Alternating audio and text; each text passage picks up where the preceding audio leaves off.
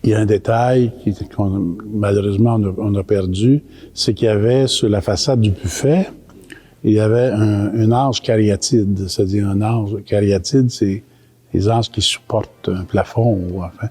Alors, il y avait un ange cariatide sculpté par Napoléon Bourassa. Et il a été perdu. On ne sait pas où est-ce que c'est rendu. On l'a perdu. Alors, donc, un orgue de type français, d'esthétique française, qui était, comme je vous dis, très bien construit. Alors, ça, ce truc-là, bon, a joué. Évidemment, quand on a restauré la cathédrale en 1908-1912, on a fait un vitrail, une rosace là, dans la façade. Alors, on ne pouvait pas garder un buffet seulement. Alors, il fallait séparer le buffet en deux. Alors, vous avez deux buffets, chaque côté de la rosace, et on a ajouté un clavier, un 4 claviers, changé la traction, mécanique à électropneumatique, bon, etc. Donc, on avait un orgue puissant. Mais les orgues, c'est comme d'autres choses. Il y a une mode là-dedans. Alors là, on était en 1908-1912, plus attiré par des jeux que je dirais de type anglais, anglophone. Jeux lourds, pesants. C'est ce qu'on aimait. On n'aimait pas les jeux aigus. Alors, on a donc rajouté un clavier avec des jeux de type anglophone. Ça n'a jamais été beau. Ça, on l'a accepté. Mais c'est pour vous montrer que même dans l'orgue, les Anglais et les Français ne s'entendent pas. Alors, ça se met ensemble, mais c'est pas beau, c'est pas harmonique. Alors, l'orgue a été refaite, donc, en 1908-1912. Mais là, dans les années 1960, il menaçait de vieillir. Il y avait besoin de beaucoup de réparations. Et c'était à l'époque où on n'aimait pas les orgues à tuyaux. On n'aimait plus les orgues à tuyaux, on aimait les orgues électroniques, on aimait les batteries, etc. De sorte qu'on a perdu beaucoup d'orgues dans nos églises à cette époque-là. Alors, heureusement, l'orgue ici avait besoin de réparation, il ne pouvait plus jouer. Il est resté là. Il a été muet pendant 15 ans. Et en 1878, on a décidé de le remettre en marche sans toucher à l'harmonisation, mais toucher à la mécanique et un peu à l'électricité pour qu'il puisse fonctionner. Et on a rajouté aussi à cette époque-là une deuxième console, dont on se sert le plus souvent maintenant, pour que l'organisme puisse être près de l'animateur de chant, etc. Alors, on a rajouté ça en 77-78.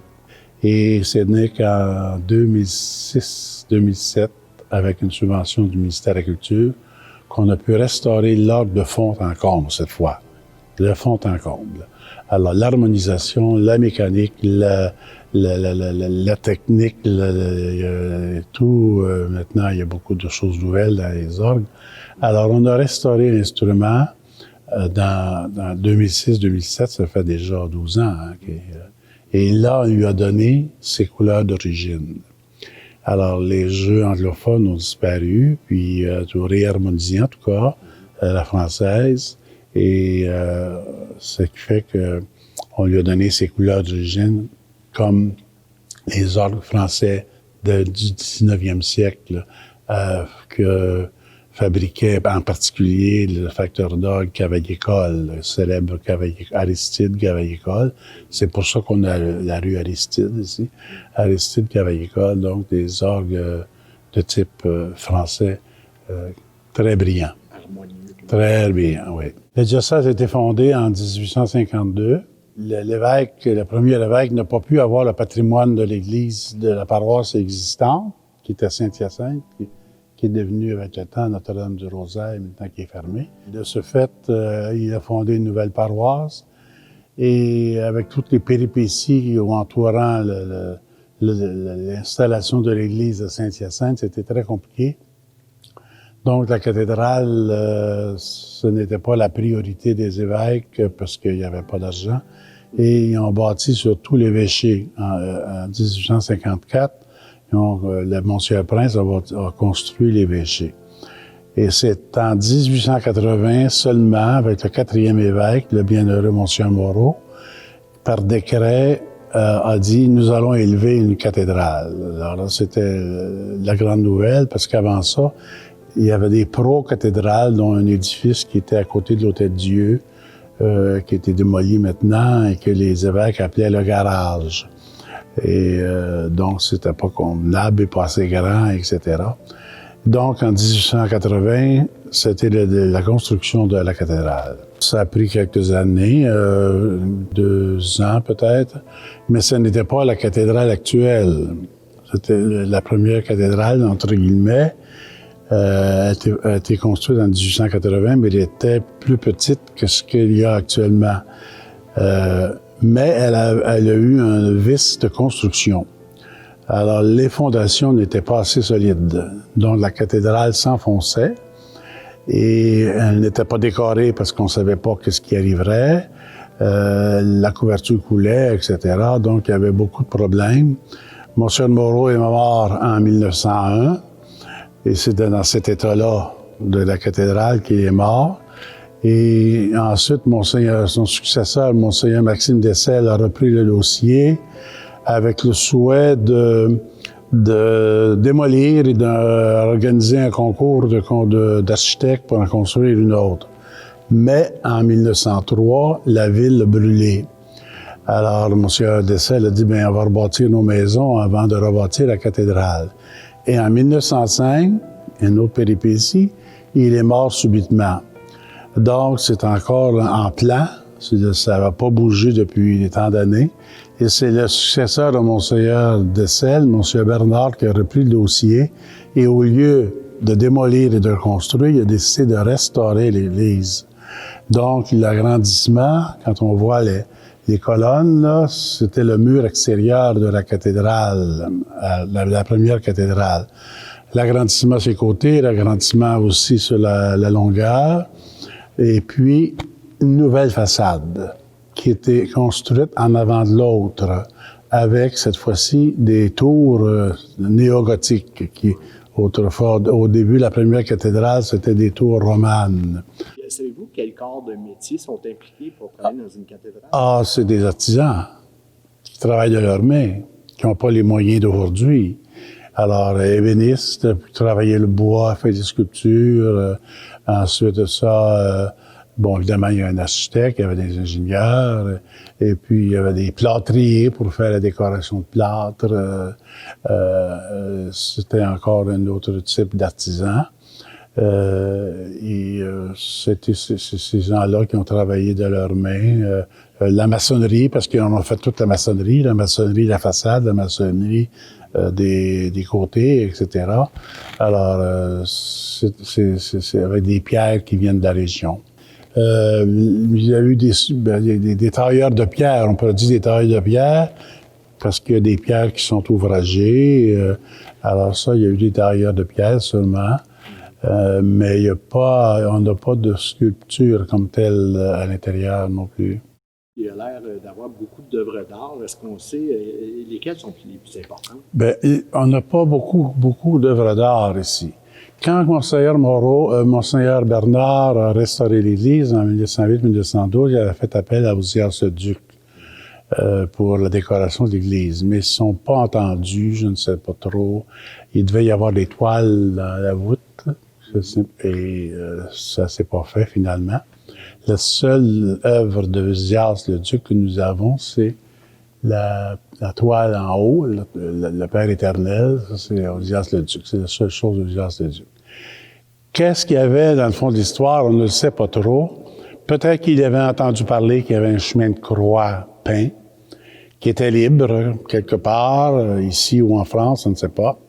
Alors, Monseigneur Bernard a plutôt opté pour le chemin de la croix, l'étoile du chemin de la croix d'artiste Huberti, un artiste français qui vivait ici, mais c'est lui qui est l'auteur des 14 toiles du chemin de la croix. C'est les seules œuvres d'art qu'on a, à part de la toile d'Auzias-le-Duc. Une cathédrale, est-ce qu'il faut constamment la rénover? C'est des vieux bâtiments, pas seulement la cathédrale, mais actuellement, il y a beaucoup d'églises qui ont besoin de rénovation. On a peut-être négligé l'entretien des clochers de Saint-Pie, ce qui fait qu'il y en a un qui est tombé à cause de la tempête de vent qu'on a eue cet automne. C'est un exemple. Ici, il a fallu refaire... Là, on est en train de finir la toiture. Ça fait 3 ans qu'on a commencé. Ça devrait se terminer cette année, la 3e étape. La maçonnerie a été refaite à peu près totalement. La maçonnerie aussi, les solages, là, ça s'était refait aussi. On a refait le parvis dans les années 98. C'était fait dans les années 98. Ensuite, on a la décoration, ça c'est la peinture et les feuilles d'art. Ça c'était fait en 98 aussi. Ça c'est la restauration qui était nécessaire. Ensuite de ça, il y a le sous-sol. Moi, j'ai fait beaucoup de rénovations dans le sous-sol. J'ai converti une ancienne chapelle qui ne servait plus à une salle de réunion. Et sur le mur arrière du chœur, qu'on voit pas, mais c'est un mur de maçonnerie, on s'est aperçu que les portes ne fermaient plus. Alors, à un moment donné, il fallait faire quelque chose. Alors, les ingénieurs sont arrivés, les architectes. C'est qu'on a creusé un grand fossé dans la rue d'Hôtel-Dieu pour conduire un tuyau. Je pense qu'il partait d'Hôtel-Dieu pour se rendre dans la rivière, je ne sais trop comment. Et ça a asséché la glaise. Et c'est en glaise ici. Et le mur était appuyé sur la glaise.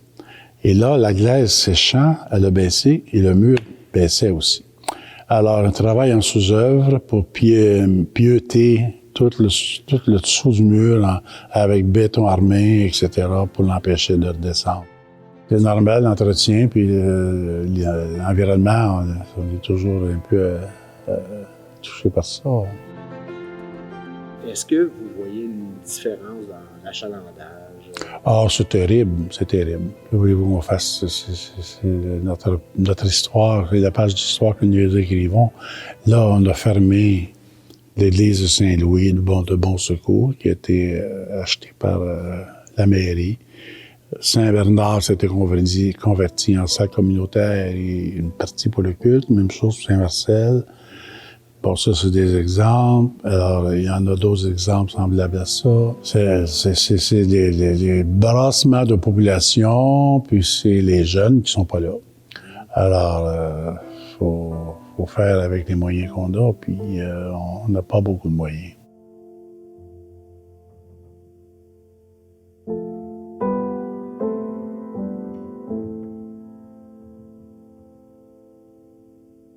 J'aime beaucoup la cathédrale. Parce que c'est une église où on se sent bien. C'est pas une église chargée, parce qu'il y a beaucoup d'églises que j'ai visitées, que je connais, qui sont très chargées par les peintures. Bon. Ici, c'est juste assez, je trouve. Les vitraux sont là, mais ils sont en hauteur. Le climat est ouvert. Les gens qui viennent pour des célébrations diocésaines ou autres, on se sent chez nous quand on vient ici. Alors ça, c'est une manière d'apprécier beaucoup ce lieu-là qui a été vu, qui a été prévu, oui, désiré par nos ancêtres avec les moyens qu'ils avaient, qui nous ont laissé ça comme héritage et on a à le conserver et à le promouvoir, évidemment. Mais oui, c'est un endroit que j'aime beaucoup, beaucoup. Je pense qu'on va la garder. On va tout faire pour la garder, la conserver, et l'entretenir et faire en sorte qu'on ne perde pas ce patrimoine. Parce que c'est pas juste ce patrimoine, de toute façon. Oui, c'en est un. Mais c'est un lieu de culte. D'abord et avant tout, c'est un lieu de culte. C'est un lieu de prière, de célébration. C'est ça qui est important en premier. Alors, c'est pour ça qu'on doit sauvegarder, protéger ce lieu de prière qui fait en sorte que tout le monde se trouve comme pierre vivante du corps du Christ quand on célèbre. À moins qu'il y ait un cataclysme, je ne pense pas qu'on va perdre. On va la garder.